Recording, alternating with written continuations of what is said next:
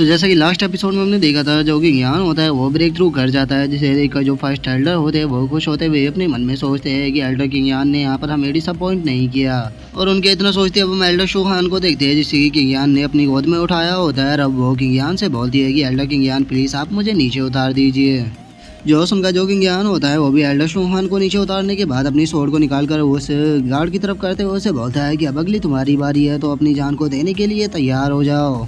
जो सुनकर वो जो गार्ड होता है वो हंसते हुए किंग ज्ञान से बोलता है कि तुम तो बहुत ज़्यादा एरोगेंट हो गए हो, कहीं तुम्हें ऐसा तो नहीं लगता कि इन्फेंट रियलम पर ब्रेक थ्रू करने के कारण तुम इनविजिबल हो गए हो। तुम्हें शायद नहीं बताया कि मैं प्रोफाउंड रियलम के 7th लेवल की पीक पर हूँ, तो तुम्हारा मेरे सामने टिकने का तो सवाल ही पैदा नहीं होता। और इतना बोलकर हम देखते हैं कि वो अपनी बॉडी से दोबारा से डीमन ओरा को निकालना शुरू कर देता है। और अब उसकी इस बात को सुनकर जो वहाँ पर एल्डर होते हैं वे सभी बहुत ही ज़्यादा शौक हो जाते हैं। और वे शौक होकर चिल्लाते हुए बोलते हैं कि ये तो प्रोफाउंड रियलम के 7th लेवल की पीक पर है। एल्डर किंग ज्ञान का तो सवाल ही नहीं होता कि वो इसको हरा दे, क्योंकि वो तो अभी केवल यान डान रियलम पर ही आए हैं। तो एल्डर किंग ज्ञान का तो इन्हें हराने का सवाल ही पैदा नहीं होता। अब मुझे समझ में आ रहा है कि ये लोग इतने पावरफुल कैसे बने हैं। इन लोगों ने डीमन कल्टीवेशन का यूज़ किया है। और उन एल्डरों के इतना बोलते के साथ ही अब जो फर्स्ट एल्डर होते हैं वो किंग ज्ञान से बोलते हैं कि एल्डर किंग ज्ञान क्या आपको लगता है कि आप इसे हरा पाओगे, क्योंकि जो प्रोफाउंड रियलम होता है वो बहुत पावरफुल होता है।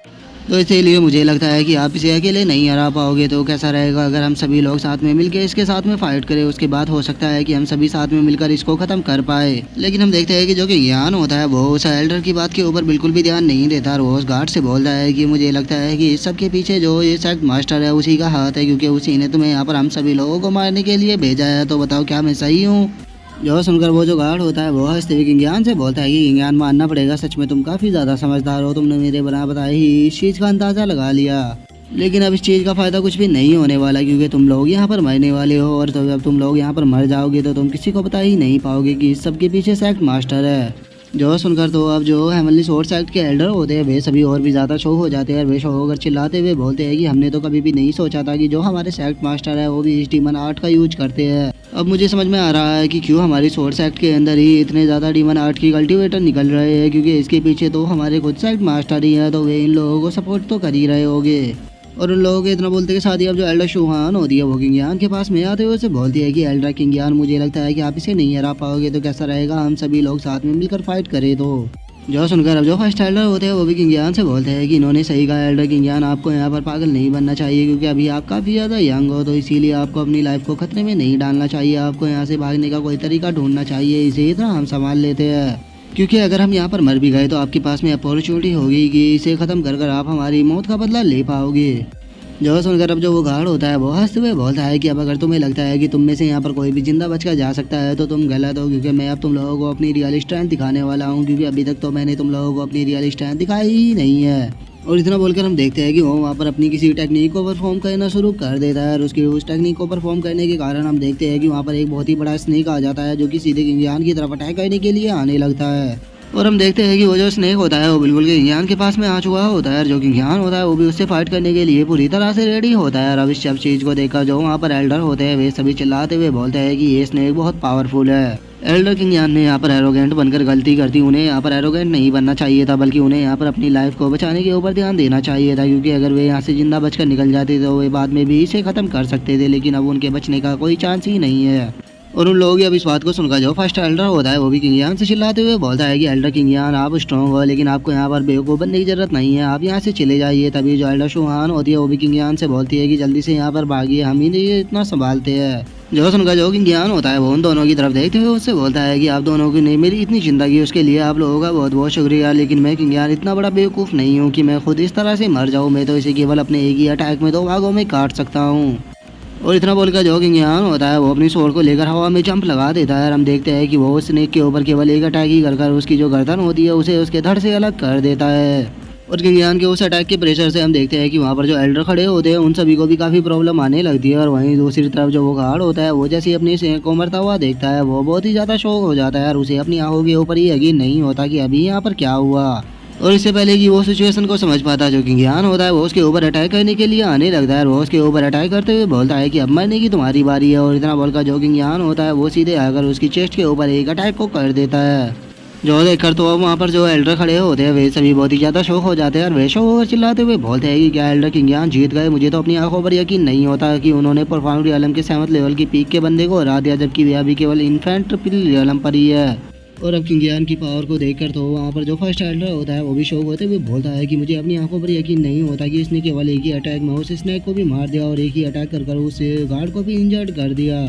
जो सुनकर जो एल्डर शुहान होती है वो भी शौक होते हुए बोलती है कि मुझे तो यकीन ही नहीं हो रहा कि एल्डर किंग यान इतने पावरफुल है। क्या हम दोनों एक ही वर्ड से बिलोंग भी करते हैं? और उन लोगों के इतना बोलते के साथ ही अब हम उस गार्ड को देखते हैं जो कि काफ़ी ज़्यादा इंजर्ड हो चुका होता है। वो किंग यान के ऊपर चिल्लाते हुए बोलता है कि आखिर ऐसा पॉसिबल भी कैसे है? मैं परफॉर्म रियलम की 7th लेवल की पीक पर हूँ और तुम वहीं पर केवल ट्रैश इन्फिनिटी पिल रियलम पर हो, तो फिर तुम मुझे कैसे हरा सकते हो? जो सुनकर जो किंग यान होता है वो उसके जस्ट सामने आ जाता है और वो गुस्से में उसकी तरफ देखते हुए उसे बोलता है कि अच्छा, क्या तुम इस बारे में जानना चाहते हो?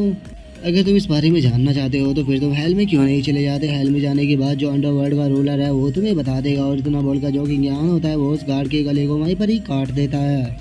जिसके बाद हम देखते हैं कि वो जो गार्ड होता है वो वहीं ज़मीन पर गिरकर मर जाता है। जिसके बाद अब जो किंग यान होता है वो अपने मन में सोचता है कि इन सब के पीछे जो सेलेक्ट मास्टर है उसी का हाथ है, तो इसका मतलब जो शायर है वो भी उसी के पास में होगी। तो इसीलिए मुझे जल्द से जल्द सेलेक्ट मास्टर के पास में जाना होगा ताकि मैं उसके पास से शायर को छुड़ा सकूँ। और गाइज मैं आप लोगों को बता देना चाहता हूँ कि जो शायर है वो किंग यान की सिस्टर का नाम है। और किंग यान के इतना सोचते के साथ ही अब हमारा जो व्यू होता है वो सेलेक्ट मास्टर के पैलेस के ऊपर आ जाता है, जहाँ पर कि हम देखते हैं कि जो उस गार्ड का टोकन होता है वो वहाँ पर टूट जाता है। और अब उस टोकन को टूटता हुआ देखकर जो सेलेक्ट मास्टर होता है वो बहुत ही ज़्यादा शौक हो जाता है और वो शौक होते हुए बोलता है कि क्या ये टोकन टूट गया है? इसका मतलब वो गार्ड मारा जा चुका है और मेरा जो प्लान है वो पूरी तरह से फेल हो चुका है। और अगर वो वहाँ पर मर चुका है तो इससे एक चीज़ कंफर्म हो जाती है कि वहाँ पर जितने भी एल्डर मौजूद है उन सभी को मेरे प्लान के बारे में पता लग चुका है। तो अब मुझे जल्द से जल्द यहाँ पर अपने प्लान को निपटाना होगा, नहीं तो अगर वे लोग बाहर आ गए तो उसके बाद मैं अपने प्लान को कंप्लीट नहीं कर पाऊँगा। और अभी के लिए मुझे सेक्ट के जितने भी डिसाइपल है उन सभी को सैक्रिफाइस करना होगा। उसके बाद जितने भी एल्डर उसके सीक्रेट रियलम के अंदर गए हैं उन सभी से भी मैं निपट लूँगा। तो पहले मैं यहाँ पर इन सब से निपटता हूँ। और इतना बोलकर जो साइड मास्टर होता है वो अपने पास से एक टोकन को निकालकर हवा में उछाल देता है। वो उस टोकन को उछालते हुए बोलता है कि अब हाइड करने की कोई भी ज़रूरत नहीं है, तुम बाहर आ जाओ।